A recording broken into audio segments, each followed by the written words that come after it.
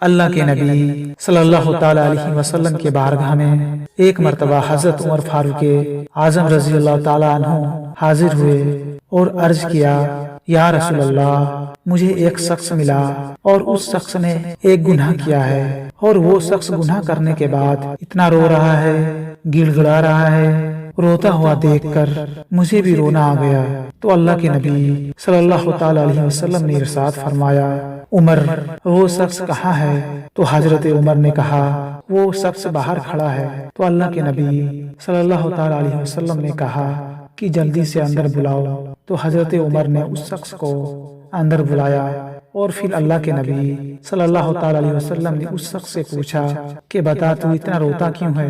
ایسا کون سا تو نے گناہ کر دیا جس کی وجہ سے تو اتنا رو رہا ہے؟ تو اس شخص نے کہا، یا رسول اللہ، مجھ سے ایک بہت بڑی گناہ ہوئی ہے، بہت ہی بڑی گناہ۔ تو اللہ کے نبی صلی اللہ تعالی علیہ وسلم نے کہا کہ زمین سے بھی بڑا گناہ؟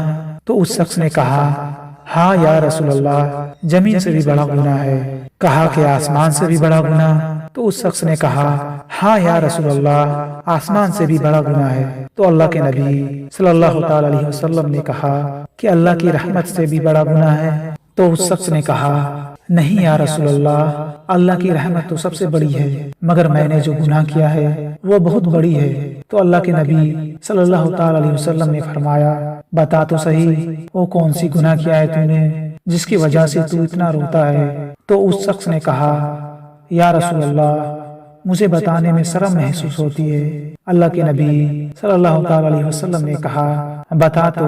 اس شخص نے کہا، یا رسول اللہ، میں ایک کفن چور ہوں، اور میں اپنا گزارا بھی کفن چرا کر کرتا ہوں۔ جب بھی کسی کی موت ہو جاتی ہے تو میں قبرستان جا کر قبر کھود کر کفن کو نکال لیتا ہوں اور بازار میں بیچ دیتا ہوں۔ مگر ایک دن ہوا یوں کہ جب پتا چلا ایک لڑکی کا انتقال ہوا ہے اور اسے کفن میں ڈال کر اسے دفنایا گیا ہے، تو میں رات میں اس لڑکی کی قبر پہ گیا اور کفن چرانے کے لیے اس لڑکی کے قبر کو کھودا، اور اس لڑکی کی کفن کو نکال کر قبر سے جیسے ہی باہر نکلا اور تھوڑی دور آگے چلا ہی تھا کہ شیطان نے مجھ پہ حملہ کر دیا، اور پھر میں واپس قبر میں گیا اور اس لڑکی کے ساتھ میں نے بدکاری کر لی، زنا کر لیا۔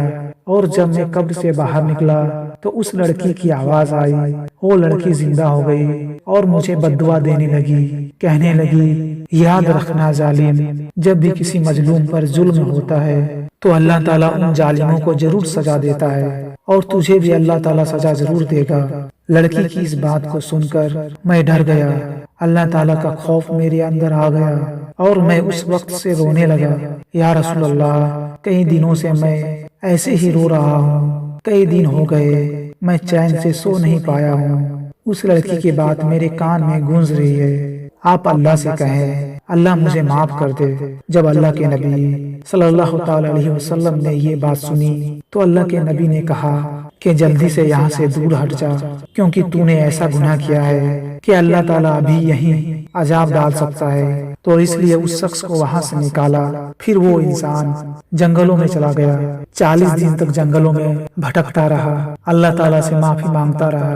40 دن ہو گئے جب وہ تھک گیا، اور پھر دل سے آواز نکلی، اللہ کی بارگاہ میں کہا کہ مولا، اگر میرا گناہ تیری رحمت سے چھوٹا ہے تو مجھے معاف کر دے، اور اگر تو چاہتا ہے میرا بہت بڑا گناہ ہے تو اس کا عذاب مجھے دنیا میں ہی دے دے اور مجھے آخرت کے عذاب سے بچا لے، اور اگر میری توبہ کو قبول کرتا ہے تو اپنے محبوب صلی اللہ تعالی علیہ وسلم اور صحابہ سے کہلوا کر مجھے معاف کر دے۔